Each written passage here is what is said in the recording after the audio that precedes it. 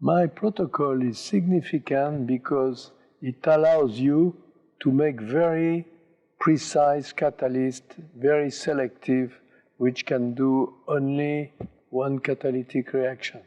So the protocol is derived from a concept of well-defined single-site catalyst. And these single-site catalysts are doing fantastic reactions. This technique is challenging and time-consuming, but remains unparalleled in preparing surface complexes that could be used as catalyst. And the surface organometallic chemistry allows deeper understanding of the catalysis and the preparation of new single-site well-defined catalysts. Catalysis represents 90% of the processes in chemical industry and petrochemical industry.